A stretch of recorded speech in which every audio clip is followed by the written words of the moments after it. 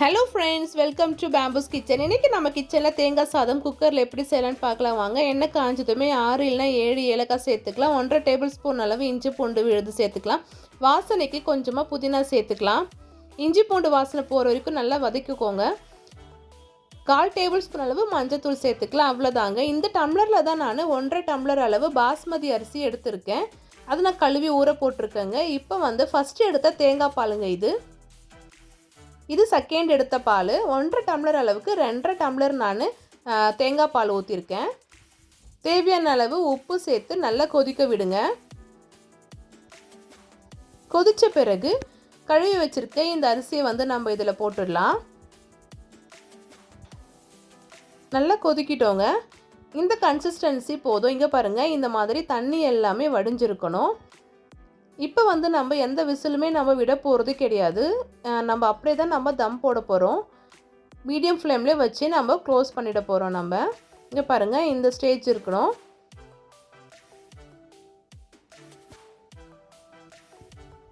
இப்போ க்ளோஸ் பண்ணிவிட்டு 20 மினிட்ஸ் அப்படியே விட்டுடலாம். மீடியம் ஃப்ளேமில் இருக்கட்டும். விசில் எதுவுமே வரக்கூடாது. அதிலே உங்களுக்கு நல்லா வெந்துடும், அடியும் பிடிக்காது. இப்போ ஓப்பன் பண்ணி பார்த்துடலாம். அவ்வளோதாங்க, தேங்காய் சாதம் ரெடி. சுத்தமாக காரமே இருக்காதுங்க. குழந்தைங்க நல்லா விரும்பி சாப்பிடுவாங்க. எங்கள் வீட்டில் கிட்ஸ் வெறும் சாப்பாடே சாப்பிட்டாங்க. இப்போது கடைசியாக நம்ம இதில் முந்திரி பருப்பு சேர்த்துடலாம். இந்த சாதம் கூட நீங்கள் இந்த முந்திரி பருப்பு சேர்த்து சாப்பிடும் போது நல்லாவே இருக்கும் டேஸ்ட்டு. இது காம்பினேஷன் பார்த்திங்கன்னா சிக்கன் கிரேவி பக்கா காம்பினேஷனுங்க. நான் இன்றைக்கி சிக்கன் கிரேவி செய்யல, வெஜ் குருமா தான் செய்தேன். என்னோடய தாத்தா வெஜ் சாப்பிட்றதுனால நான் இன்றைக்கி வெஜ் குருமா தாங்க செய்திருக்கேன். பக்கத்துலேயே இன்னொரு குக்கரில் எண்ணெய் காஞ்சதுமே லவங்கம், ஏலக்காய் அண்ட் பட்டை, கிராம்பு, ஏலக்காய் இல்லைங்க, கிராம்பு, பச்சை மிளகாய், இஞ்சி பூண்டு விழுது சேர்த்துக்கலாம். தக்காளி இந்த மாதிரி பெருசாக போடுங்க. ரொம்ப வதக்கக்கூடாது. தக்காளி சும்மா கொஞ்ச நேரம் வெந்துச்சுன்னா போதும். இப்போ இதில் நான் கட் பண்ணி வச்சுருக்க பீன்ஸ், உருளைக்கிழங்கு, கேரட் சேர்த்துக்கலாம்.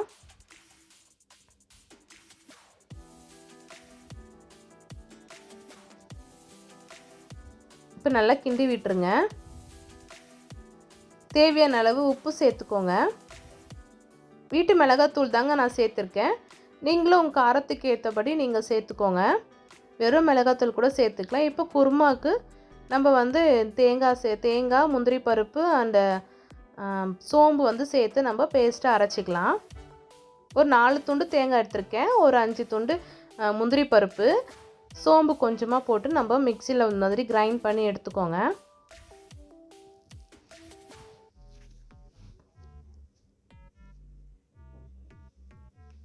இப்போ இதில் சேர்த்து நல்லா ஒரு கொதிக்க விடலாம்.